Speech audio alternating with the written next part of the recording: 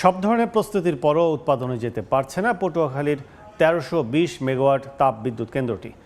এ বিষয়ে বিস্তারিত জানাতে বিদ্যুৎ কেন্দ্রে আছেন সহকর্মী মনির হোসেন বাদল। সরাসরি যাচ্ছে তার কাছে।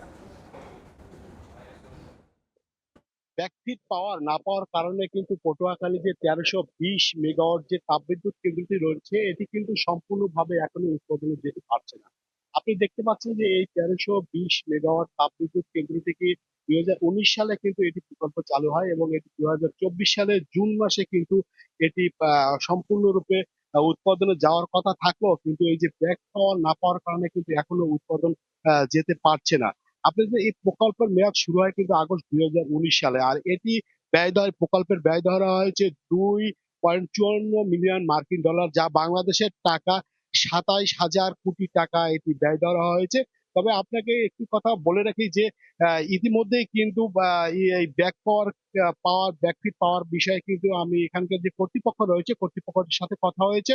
তারা যে বিষয়টা জানিয়েছে যে আগামী যে আহ এই যে ডিসেম্বরের আপনার ১৫ তারিখ থেকে ২২ তারিখের ভিতরে একটি ৪০০ কেভি ওয়ার্ড একটি ব্যাকফিট তারা পাবে এবং আগামী মার্চ মাসে এটি ৬৬০ মেগাওয়াট কিন্তু প্রথম এটি উৎপাদনে যাবে। পরবর্তীতে আবার ২ মাস পরে এটি আবার মে মাসে ৬৬০ মেগাওয়াট কিন্তু এটি উৎপাদনে যাবে। তা আবার বলতে পারি যে ১৩২০ মেগাওয়াট উৎপাদনে যেতে এটি কিন্তু আগামী মে মাস পর্যন্ত লেগে যাবে। তাই ইতিমধ্যে আমরা যে এখানকার যা প্রকল্প পরিচালক রয়েছে বা যারা কর্তৃপক্ষ রয়েছে তাদের সাথে কথা বলেছি। তারা ইতিমধ্যে সম্পূর্ণ কাজ তারা সম্পূর্ণ করেছে।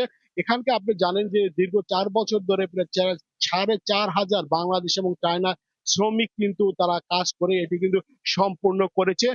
আর বিষয়টা হলো এখানে যে ৪৫০ শ্রমিক কাজ করলে প্রায় ১,০০০ ইঞ্জিনিয়ার কিন্তু এটির সাথে কাজ করে যাচ্ছে। তবে আমরা সম্পূর্ণভাবে বলতে পারি যে আগামী মে মাসে সম্পূর্ণভাবে এটি উৎপাদনে যাবে এবং উৎপাদনে গেলে যে দেশের যে ১০% যে বিদ্যুৎ রয়েছে এই বিদ্যুৎ কিন্তু এখান থেকে চাহিদা পূরণ করতে পারবে দেশের।